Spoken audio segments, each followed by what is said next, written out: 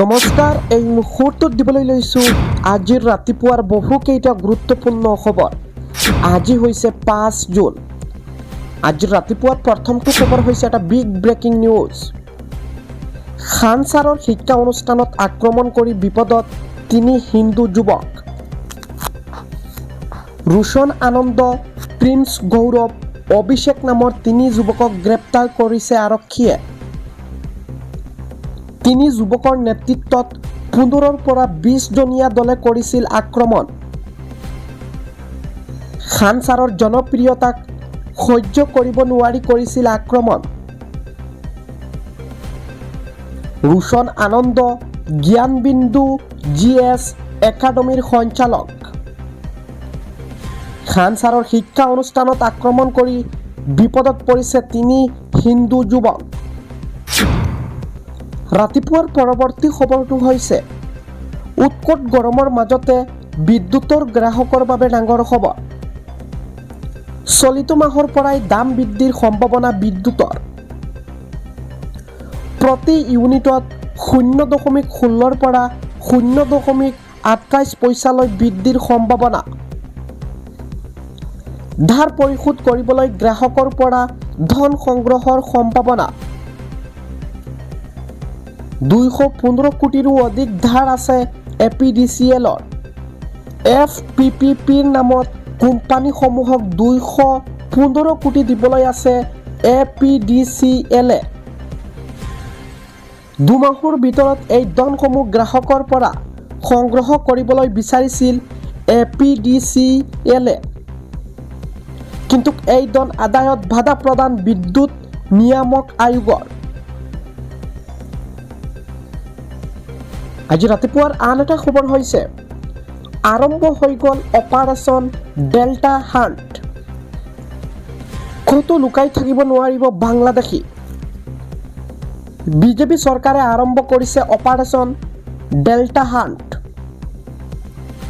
একেলগে 362 জন বাংলাদেশীক গ্ৰেপ্তাৰ কৰা হৈছে। কথা দি কথা ৰাখিছে বিজেপি চৰকাৰে। প্ৰতিশ্ৰুতি দিয়া মতে আৰম্ভ হৈছে অপাৰেশ্যন। বাংলাদেশীৰ বিৰুদ্ধে দেয়া নাই ক্ষমা নাই নীতি বিজেপি চৰকাৰৰ। অলিয়ে গলিয়ে বাংলাদেশীক বিচাৰি চলোৱা হৈছে অপাৰেশ্যন ডেল্টা হাণ্ট। বৰ্তমানেও 782 জনতকৈও সন্দেহযুক্ত নাগৰিকক জেৰা চলাই আছে। ৰাষ্ট্ৰীয় নিৰাপত্তাৰ প্ৰতি ভাবুকি বুলি কোৱা হৈছে বাংলাদেশীক। বাংলাদেশীৰ বিৰুদ্ধে কঠোৰ পদক্ষেপ বিচাৰিছে চৰকাৰে। ৰাজ্যৰ সুৰক্ষাৰ স্বাৰ্থত কোনো আপোচ কৰা নহ'ব। আইনী ব্যৱস্থা গ্ৰহণ কৰি বাংলাদেশলৈ পঠিয়াই দিয়া হ'ব বাংলাদেশীক। বাংলাদেশীক আশ্ৰয় কৰ্মসংস্থাপন দিয়া লোককো কৰা হ'ব গ্ৰেপ্তাৰ। আইন উলংঘনকাৰীৰ বিৰুদ্ধে কঠোৰ হ'ব আৰক্ষী। বাংলাদেশীৰ নেটৱৰ্ক ভাঙি পেলোৱা হ'ব। আজি ৰাতিপুৱাৰ পৰৱৰ্তী খবৰটো হৈছে এটা ব্ৰেকিং নিউজ। ঘোষণা হৈছে অসম মন্ত্ৰীসভাৰ তালিকা। দ্বিতীয়বাৰলৈ হিমন্ত বিশ্ব শৰ্মাৰ মন্ত্ৰীসভাত স্থান লাভ কৰিছে ৰণোজ পেগু। দ্বিতীয়বাৰৰ বাবে পীযুষ হাজৰিকাই পুনৰবাৰ স্থান লাভ কৰিছে মন্ত্ৰীসভাত। জয়ন্ত মল্লবৰুৱাই স্থান লাভ কৰিছে হিমন্ত বিশ্ব শৰ্মাৰ মন্ত্ৰীসভাত। অশোক সিংহালেও স্থান লাভ কৰিলে হিমন্ত মন্ত্ৰীসভাত। ইফালে কেশৱ মহন্ত, অশ্বনী ৰায় চৰকাৰৰ স্থান লাভ মন্ত্ৰীসভাত। মহিলাৰ ক্ষেত্ৰত নীলিমা দেৱী, সুশান্ত বৰগোহাঁইও স্থান লাভ কৰিছে মন্ত্ৰীসভাত। কিষেন্দ্ৰ পাল, কৌশিক ৰায়, বিমল বৰা, বিশ্বজিৎ দৈমাৰীও স্থান লাভ কৰিলে। আজি ৰাতিপুৱাৰ পৰৱৰ্তী খবৰটো হৈছে এটা ব্ৰেকিং নিউজ। পৃথিৱীত নোপোৱা দুষ্প্ৰাপ্য মাছ ওলাইছে এইখন অসমত। 1 কোটি 2 কোটি নহয়, একেলগে উদ্ধাৰ হৈছে 5 কোটি টকাৰ মাছ। প্ৰতিটো মাছৰ মূল্য 1 ৰ পৰা 1.5 লাখ টকা। তিনিচুকীয়াৰ পৰা বহিৰাজ্যলৈ সৰবৰাহৰ সময়তে জব্দ।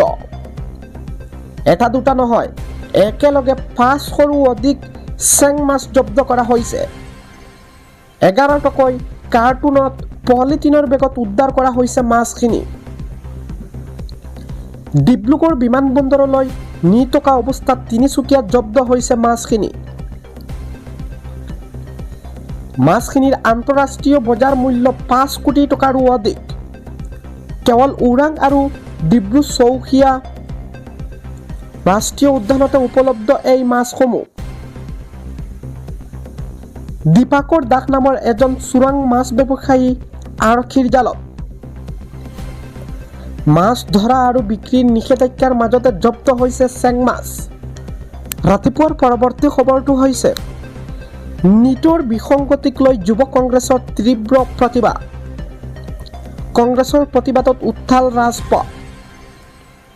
প্ৰতিবাদৰ মাজতে বিধায়ক জুবেৰ আনমক চোঁচৰাই নিলে আৰক্ষীয়ে। ৰাজীৱ ভৱনৰ সন্মুখত উত্তাল পৰিৱেশ। প্ৰতিবাদস্থলীত আৰক্ষী অৰ্ধ সামৰিক বাহিনীৰ বৃহৎ দল। শীঘ্ৰে নীটৰ বিসংগতি দূৰ কৰাৰ দাবী যুৱ কংগ্ৰেছীৰ। নীটৰ পেপাৰ লিক, CBSE বিসংগতি, SSC, GD বিসংগতিক লৈ তীব্ৰ প্ৰতিবাদ সাব্যস্ত। বৰ্তমানে কংগ্ৰেছৰ প্ৰতিবাদত উত্তাল মহানগৰীৰ GS ৰোড। কংগ্ৰেছৰ প্ৰতিবাদত উত্তাল হৈছে ৰাজপথ। আজি ৰাতিপুৱাৰ পৰৱৰ্তী খবৰটো হৈছে আজি সিদ্ধাৰ্থ শৰ্মাৰ জামিন আবেদনৰ শুনানি। জুবিন গাৰ্গৰ গোচৰত অভিযুক্ত সিদ্ধাৰ্থ শৰ্মা। গুৱাহাটী উচ্চ ন্যায়ালয়ত হ'ব সিদ্ধাৰ্থৰ জামিনৰ শুনানি। পূৰ্বে ফাষ্ট ট্ৰেক আদালতে নাকচ কৰিছিল সিদ্ধাৰ্থৰ জামিন। ফাষ্ট ট্ৰেক আদালতৰ ৰায়ৰ বিৰুদ্ধে উচ্চ ন্যায়ালয়ৰ দ্বাৰখাস্ত হৈছে সিদ্ধাৰ্থ।